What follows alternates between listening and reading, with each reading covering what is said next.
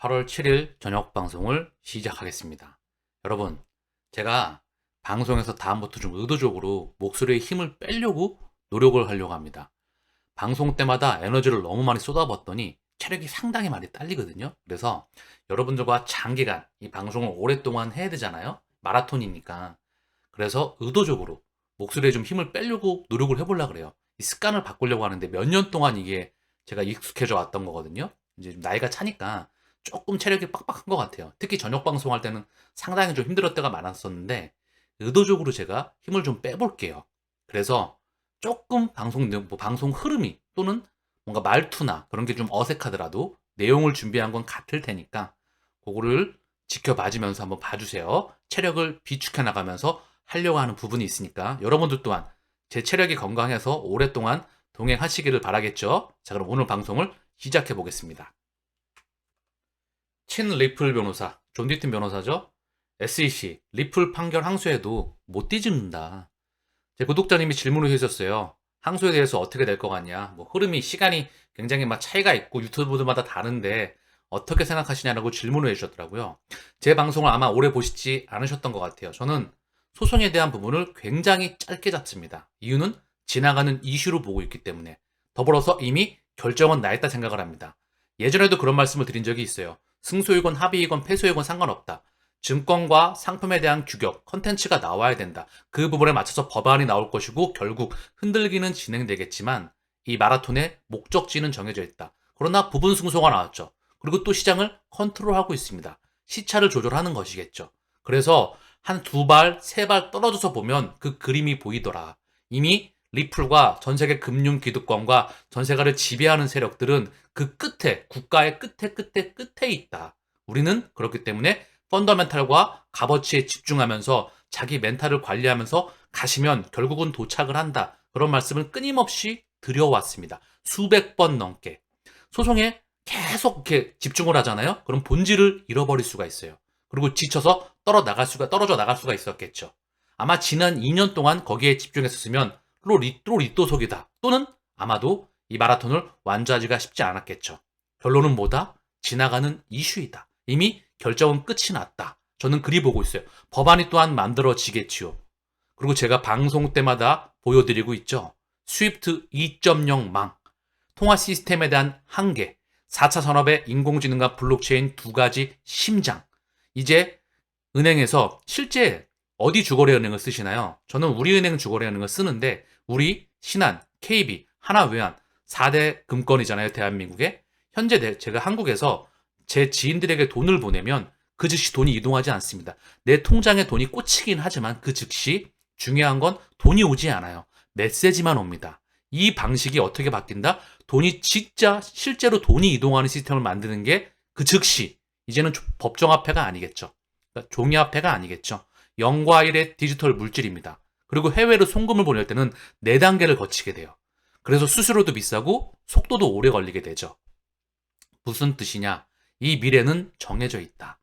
방송 때마다 충분히 제 방송을 오래 보셨던 분들은 인지하실 겁니다. 그러나 미디어를 통해서 시장이 끊임없이 흔들어댑니다. 리플의 소송과 지금 나오는 이슈를 한번 비교해 보세요. 하나씩 이슈를 잠깐만 볼까요? 미국 미셸 보우면 연준 이사, 물가 개선이 미미하면 추가 금리 인상 가능하다. 자, 이런 거 나오면 시겁하죠. 어? 물가 개선이 미미하고 물가가 계속 올라가면 우리는 추가 금리 인상 가능해. 절대 물가를 좌시하지 않을 거야. 그러면 코인 가격이 또는 자산 가격이 폭락할 수 있는데 이거 뭐지? 이런 소식이 끊임없이 미디어를 통해서 나옵니다. 근데 이게 지금만 나온 게 아니고 6개월, 올해 내내 나왔어요. 2023년도 내내 나왔습니다. 자, 이것뿐만 아니라 또 하나 볼게요. 1월에서 7월 근원물가 4.5% 상승하였다. IMF 외환위기 이후 최대 상승폭. 물가가 올라가네. 이거 뭐지? 살 떨리는데? 거기다가 근원물가라는데? 한 주에 33원 뛰었다. 원화가 약세라는데? 달러원 환율 어디까지 오를까? 뭔가 불안하네. 이런 소식들이 이어진다는 거죠. 여러분, 보세요.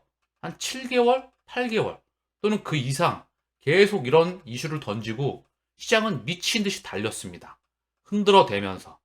흔들어대면서 달려왔다. 그리고 현재 여기 있고요. 증시가 굉장히 기울기가 가파르죠. 코인 시장 또한 비트코인 기준으로 2천만 원을 바닥을 찍고 4천만 원 가까이 찍고 현재 3,800만 원 근방에서 오르락 내리락 하고 있죠. 아직 알트코인의 시즌은 도래하지 않았습니다. 바닥에서 찔끔 상승해 있죠. 그러나 이 비트코인 기준으로 보게 되면 뭐였죠? 굉장히 세상이 망한 것처럼 보였죠. 그리고 그들은 증시와 코인 시장을 그들끼리 모아왔습니다. 감이 오시죠? 정리를 하면은요. 시장에 긍정적인 소식과 부정적인 소식을 동시에 내보냅니다. 연준 인사들이 나와서 헷갈리는 그런 말을 전달을 하죠. 쫄리죠, 그러면. 실제로 물가가 또 올라가기도 합니다. 거기다가 환율도 뛰죠. XRP의 가격을 볼까요? 가격이 한번 확 튀고 나서 800원, 고금방 800원에 막 깨질 것 같다가 600원, 500원 다시 이 자리로 가는 거 아니야? 급등 나와서 특히 이 자리에 들어왔던 사람들은 상당히 힘들겠죠. 이때 들어왔던 사람도 워낙에 많은 시간을 지지부진한 그림에 있었기 때문에 상당히 또 쫄릴 수 있습니다. 근데 예전과는 달라요. 소송에 대한 명확성이 어느 정도 나왔죠. 그쵸? 이전과는 다르다. 만약에 이 명확성이 안 나왔으면 다시 떨어질 수 있을 거야. 그래서 좀 다릅니다. 그리고 톱니바퀴가 돌아가는 아구가 막기 위해서는 법안과 이런 내용물이 나와야 되고요. 비트코인 현물 ETF가 승인이 나야 되고요. 연준의 금리 인상 중단 시그널과 함께 자산 시장이 상승으로 나가야 됩니다. 왜냐하면 내년도 중반부 기준점이라고 언급을 계속 드리고 있죠. 시차는 발생할 수 있어요. 좀 땡겨지거나 뒤로 밀려나거나. 중요한 건 경제 펀더멘탈이 전 세계가 매우 좋지 못합니다. 그 상황에서 자산시장만 끌어올린다는 건 뭐죠? 마지막 피날레를 장식을 해줘야 아구가 맞습니다. 그러기 위해선 무언가 명분과 제도와 시스템이 나와야 됩니다. 그쵸? 근데 중요한 건 이제 좀 감이 오시죠? 소송과 시장의 매크로 이슈들과 연결을 시켜보면 컨트롤하는 도구는 똑같습니다. 자, 저렇게 불안 심리를 조성하는 것보다 아직 들어오지 마. 아직 니들은 들어와지 마. 불안 심리가 완전히 사라지고 포모가 자리 잡을 때 개인들은 100% 들어옵니다. 99.99가 아니라 100% 들어옵니다. 진짜 모두가 예스하는 시기. 이게 와야 돼요. 그래야 아구가 맞습니다. 제가 준비하고 있는 시나리오 1 아시겠죠? 그래서 이거에 저는 힘을 뺍니다. 왜? 이 소송 미국 정부 위에 미국뿐만 아니라 전 세계를 움직이는 위에 최극단의 리플을 기준점으로 해서 그들의 연결망이 다 함께 인프라를 깔아 나가고 있기 때문에 그리고 방송 때마다 그 부분을 언급드려 왔죠. 단 하루도 빠지지 않고 말입니다. 그래서 얘는 지나가는 이슈이다. 자, XRP의 가격을 제가 잠깐 30분 봉으로 봤는데 여기 한번 쭉 밀렸죠? 지금 여기 밀려서 쌍바닥, 뭐 좋은 신호라고 볼 수도 있겠지만 이거는 매우 단기간의 흐름이기 때문에 흔들거리더라도 가는 게 정상입니다. 갑자기 또 달려나가면 또 언제든지 흔들 수 있어요. 그러니까 힘 빼고 그냥 동행하시길 바랍니다. 제가 시나리오 1을 끊임없이 언급드리고 있죠. 그때 때 맞춰서 언급을 드릴 테니까 업데이트가 필요합니다. 매크로 이슈들을 보면서 언급을 드려야 되기 때문에 그러니까 그렇게 보시고요. 비트코인 기준으로는 3,850만 원, 60만 원 언저리죠. 여기서 현재 월봉 기준이기 때문에 여기서 오르락 내리락 하고 있는 거예요. 어느 순간 달려 나갈 거예요. 아직 시작도 안 했다 제대로. 이제 고점에서 2배 가까이 8천만 원 근방에서 8,100, 8,200에서 2천만 원까지 4분의 1 토막 나고 꼴랑 요만큼 올라온 겁니다. 증시의 기울기는 매우 강하다. 증시의 기울기보다 얘가 더 세져야 진짜 뽀모가 맞겠지요. 아시겠죠? XRP 원장 기반 회사 엘살바도르에서 비트코인 서비스 공급자 라이센스를 획득하였다. 캐나다 기반의 XRP 원장 기반의 암호화폐 결제 회사입니다. 엘살바도르는 국내에서 비트코인 서비스 제공업체를 운영하기 위한 스펜드 더 빗의 신청서를 승인했습니다. XRP 레저 기반 암호화폐 결제 회사인 스펜드 더 빗이 엘살바도르에서 비트코인 서비스 제공업체로 공식 등록되었습니다. 스펜드 더 빗은 저렴하고 빠른 비트코인 거래를 위해 XRP 레저를 활용합니다. 엘살바도르 중앙준비은행의 데이터에 따르면 이 라이센스를 통해서 스펜드 더 빗은 비트코인 보관 서비스, 암호화폐 지불 처리, 비트코인용 디지털 지갑 및 국내 디지털 교환을 제공할 수 있습니다. 특히 스펜더빗은 XRP 레저로 구동되는 캐나다 기반의 암호화폐 결제 회사입니다. 이 회사는 XRP 레저를 활용하여서 비트코인 송시중 간의 지연과 높은 비용을 해결합니다. 그동안 엘살바도르, 비트코인, 법정화폐로 사용하고 있죠. 수수료와 속도에 대해서 얘기가 나왔죠. XRP 레저가 얘기가 되고 있다. 상당히 중요한 의미를 갖는다. 호주 CBDC에서 리플 전 임원이었던 리플 헤드가 이끄는 성공적인 CBDC 시험 후에 CBDC가 곧 출시 예정이라고 합니다. 7월 말 호주는 전 리플 책임자가 이끄는 CBDC 파일럿을 완료하였습니다. CBDC 시험은 국가의 정부와 은행 및 금융 지도자들이 참여했습니다. 라오에 따르면 이 라오라는 사람이 리플의 전 인프라 혁신 글로벌 책임자 딜립 라오입니다. 이 사람이 주도한 호주 중앙은행 디지털 통화 CBDC의 파일럿을 완료한 지 일주일 이상이 지난 후에 발표가 되었다. 라오에 따르면 CBDC의 모든 15가지 사용 사례가 성공적으로 테스트되었습니다. 호주 중앙은행, 기업 규제기관, 자금 세탁 방지 규제기관, 다양한 정부 부문의 적극적인 참여가 포함되었고요. 이 정부 기관 외에도 커먼웰스 뱅크 오스트리안, 커먼웰스 뱅크 CBA, 오스트레일리아 앤 뉴질랜드 뱅킹 그룹, 주요 은행 그룹의 파일럿에 참가하여서 몇 가지 사용 사례를 제시하였습니다. 웹3상의 상거래, 온라인 결제, 유통, 스테이블코인 준비금 증명, 토큰화된 청구서, 토큰화된 증권 거래 및 오프라인 결제를 위한 상호 운용 가능한 CBDC입니다. 여기 보이시나요? 제가 그렇게 강조했던 말이 다 포함되어 있네요. 웹3 상거래, 웹3, 가치의 인터넷, 리플 네트워크, 스위프트 2.0, 국제 표준인 ISO 2002, 다 상징적으로 큰 카테고리 안에 들어가 있다 생각을 합니다. 블록체인 분산 어장을 포함하여서. 자, 그러면서 토큰화된 청구서, 토큰화된 증권 거래 및 오프라인 결제를 위한 상호 운영 가능한 CBDC가 있다. CBDC는 온라인과 오프라인에서 동시에 작동을 해야 되겠죠. 가장 또한 핵심인 토큰화. 이 모든 부분을 언급을 하고 있네요. 이 세상을 준비해내기 위해선 리플은 경쟁 회사가 없습니다. 아니, 그들의 입장에서는 경쟁 회사를 만들 수가 없죠. 왜냐하면 기득권은 나눠 갖는 게 아니거든요. 권력은, 왕은 나눠 갖는 게 아닙니다. 오직 하나입니다. 황제는 나눠 갖는 게 아니죠. 회장도, 경영권도 한 명이 가지고 있는 겁니다. 그 시스템이죠. 그건 인류가 살아있는 이상 앞으로도 바뀌지 않을 기본적인 원칙입니다. 아시겠죠? 다음 문명의 심장에 투자를 하고 계시다, 여러분들께서는. 그리고 또 하나 말씀을 드리면 제 기준으로는 포트를 나눠서 좌변과 우변에 나눴다. 나는 시장에 투자를 하고 있다. XRP의 비중이 가장 많다. 35에서 40 기준. 비트와 이더 15, 15 좌측에 나머지 30에서 40은 알트의 대장들을 모아가면서 시장에 투자를 한다. 왜? 나 또한 쏠리는 게 싫으며 시장에 투자해 나가면서 결국 1200배 이상 성장해 나가기 때문에 지지 않는 투자를 원칙으로 하고 있다. 고로 저는 절대 지지 않습니다. 이 시장이 1200배 이상 성장하는데 각 섹터별 대장에 투자했다. 물론 그 끝판왕은 누구다? XRP라고 생각을 합니다. 오늘 저녁 방송의 핵심입니다. 아세안, 동남아시아, 중국 이들이 리플렛으로 연결되더라. 그리고 그 작업은 오래전부터 준비가 되어 왔다. 최근 또한 확장을 해나가고 있다. 그리고 이는 곧 전 세계와 연결됩니다. 스위프트 2.0 망해라고 명칭되고 있죠.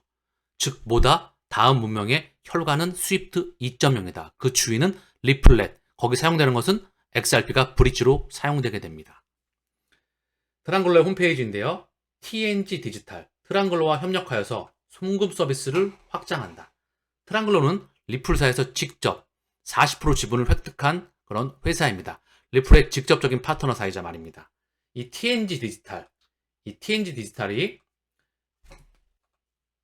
트랑글로의 CEO죠. 리플사 홈페이지에 자주 나오셨던 분이시죠. 영상으로도 자주 나왔습니다. 자, 이분이 TNG 디지털의 CEO입니다. TNG 디지털은 뭐 하는 회사일까요? TNG 디지털은 터치앤고와 중국 최대 디지털 결제 플랫폼인 알리페이의 모회사인 N2그룹이 설립하였습니다. 2017년 설립된 TNG 디지털은 말레이시아 1위의 디지털 전자 지갑 회사인 터치앤고 여기에 소유주건 운영자로 등록된 사용자 수는 2천만 명이 넘고 120만 개 이상의 가맹점 접점이 있습니다. 자, 그러면 알리페이, 엔트그룹과 터치앤고 얘네가 합작해서 만든 회사가 TNG 디지털입니다. 여기서 한 단계 더 나아가 보시죠. 말레이시아 2위 금융그룹이에요. 최대 금권이라 봐도 무방하겠죠. 말레이시아에 바로 CIMB 금융그룹과 알리페이가 말레이시아에서 합작사를 설립하였다. 말레이시아 2위 은행인 CIMB 그룹 홀딩스는 자회사가 중국 간편결제 서비스 알리페이의 모회사인 엔트파이낸셜과 조인트 벤처를 설립한다고 밝혔다. 합작사가 출범을 하면 CIMB의 자회사인 터치앤고가 최대 주주가 되고 엔트파이낸셜은 2대 주주가 될 예정이다. CIMB는 두 회사가 투입한 자금은 세계적인 수준의 온라인, 오프라인 결제 서비스, 우수한 모바일 지갑, 그리고 다른 금융 서비스 등을 제공하는 데 사용될 것이다. 전자지갑 등이 출시가 되면 사용자들이 휴대전화로 많은 금융 서비스를 이용할 것으로 기대가 된다. CIMB와 알리페이, 합작사로 설립하였다. 터치앤고, 최대 주주가 된다. 터치앤고의 자회사, 터치앤고에 관련된 바로 합작사, 이게 뭐죠? TNG, 방금 전에 언급드렸던 TNG 디지털입니다. 얘는 터치앤고와 엔투그룹의 합작사라는 거죠. 그리고 트랑글로와 얘가 연결됩니다. 트랑글로는 뭐죠? 리플이 바로 지분 40%를 인수한 회사이고 직접적인 파트너십을 맺은 회사입니다. 이렇게 연결되죠. 그리고 핵심이 뭐다? 마지막 끝은 어떻게 연결되더라? 바로 CIMB 그룹, 말레이시아 2위 그룹이죠. 리플렛에 합류하여서 아세안 전역에서 즉시 결제를 지원한다. 말레이시아 최대 금융권이라 봐도 무방합니다. 1, 2위를 다투니까. 2018년 11월 CIMB는 블록체인 분산 원장을 활용하면서 지역의 1,200억 달러 송금 사업을 활용한 최초의 은행 중 하나입니다. 2018년 11월 15일 CIMB 그룹과 리플은 즉각적인 국경 간 지불을 가능하기 위해 파트너십을 시작하였습니다. 리플렛에 합류했다는 거죠. 그럼 정리해 볼까요? 말레이시아 2위 금융그룹인 CIMB, 여기 자회사인 터치앤고, 터치앤고와 알리페이의 모여진 엔트파이낸셜의 합작사인 TNG 디지털, 얘와 트랑글로가 파트너십을 맺고 성금 서비스를 확장한다. 감이 오시죠? 아세안, 그리고 말레이시아, 그리고 중국, 그리고 리플이 연결되는 모습을 여러분들은 지금 보고 계시는 겁니다. 이는 뭐다? 미국과 유럽, 중국과 일본, 아세안, 전 세계가 연결되어가는 그 과정에 있다는 것을 다시 한번 언급드리고 싶었습니다. TNG 디지털과 트랑글로와 파트너십을 맺고 성금 서비스를 확장한다는 소식은요, 트랑글로 홈페이지에 오늘 언급되었던 부분이에요. 그리고 위와 연장선에서 한 달 전에 2024년 7월 5일, 한 달 전이죠. 중국 인터넷 네트워크 정보센터는 2017년 터치앤고와 알리페이의 TNG 디지털 합작 투자는 2022년 12월 온라인 결제 사용자 9억 1,100만 명을 돌파한 시장에서 성과를 거두고 있습니다. 터치앤고 그룹은 지난 11월 알리페이와 파트너십을 통해 국경 간 결제를 중국으로 확장한다고 발표했습니다.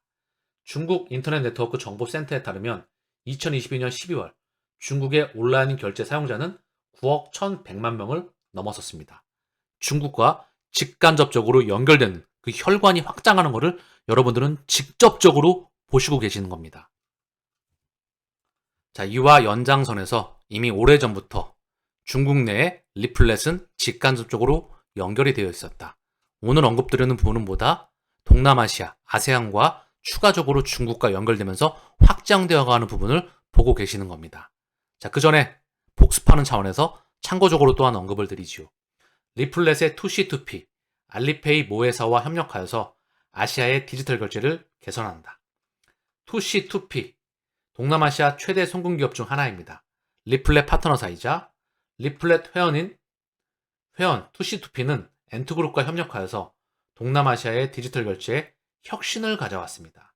투시2P와 엔투그룹이 연결된다. 중국의 CBDC는 위챗페이와 알리페이를 통해서 보급이 됩니다. 그리고 카타르 국내은행인 QNB, 카타르에서 위챗페이 및 알리페이를 출시합니다. 2022년 7월 4일 QNB와 리플은 글로벌 국경 간 결제를 향상시키기 위해 파트너십을 체결합니다. 위챗페이, 알리페이, 카타르 국내은행 QNB와 동남아시아 송금기업 투시2P 이는 리플렛과 연결이 된다. 오늘 이 연장선에서 확장되어 가는 바로 TNG 디지털과 트랑글로, 그리고 얘는 다시 한번 엔트파이낸셜, 그리고 리플과 파트너사인 말레이시아 최대 넘버 2 금권인 CIMB는 이미 오래전부터 연결이 되어 있었다. 이 말의 포인트는 뭘까요? 도착지는 정해져 있습니다. 이 설계 구도는 완성되어 있고요. 이거를 끊임없이 도로망과 고속도로와 국도를 확장해 나가고 있는 그림을 보고 계시는 겁니다. 자, 질문사항 2개 보겠습니다. 추후에 제가 또 체킹을 해서 계속해서 답변을 드릴 거를 찾아서 말씀을 드릴게요. 첫 번째, 대부분 국제은행들이 엑스커런트 기능만을 많이 쓴다고 합니다. 엑스커런트는 블록체인과 아무런 관련이 없고 기존 스위프트 프로세스 기반에 바로 탑재했으면 되고 수수료가 싸고 분산 원장이 아닌 중화 원장입니다. 그래서 XRP 가격은 많이 기대하지 않아야 되지 될까요? 뭐 이렇게 물어보시더라고요. 답변을 말씀드릴게요. 엑스커런트 전 세계 네트워크를 묶습니다. 그리고 얘는 ODL로 확장해 나갑니다. 이게 저는 99.9가 아니라 100%로 보고 있어요. 이게 구현이 돼야 4차 산업과 분산 원장과 DLT와 스위프트 2.0이 구현이 됩니다. 그 즉각적으로 돈을 보내서 바로 가치가 이동하게 되는 웹3와 금융의 인터넷이 연결되는 겁니다. 이게 FedNow이고요. 중국 기관의 실시간 결제망, CIPS, 러시아 중심의 실시간 결제망, 인도 중심의 실시간 결제망, 오늘 언급드렸던 아세안 중심의 실시간 결제망, 이게 구현이 됩니다. 100% 반드시 우리 곁으로 올 수밖에 없는 세상이죠. 그래서 뭐다? 엑스커런트에서 엑스래피드로 반드시 갈 수밖에 없는 과정에 있다. 이리 보시면 될 것 같아요. 제 지난 방송들을 많이 안 보셨던 것 같은데 그걸 하나하나씩 보시게 되면 피가 되고 살이 되실 거라 생각합니다. 그러면 더 이상 이런 질문을 하지 않으시겠지요. 자, 질문사항 한 가지만 더 보겠습니다. 자, 질문은 여기까지 보고 제가 추가적으로 확인을 해서 다시 한번 또 방송 때마다 시간이 될 때마다 언급을 좀 드릴게요. 이곳저곳에서 반감기가 오면 상승장이 올 확률이 높다. 그때는 매도를 하였다가 기회를 봐서 다시 매수를 하는 게 좋을까요?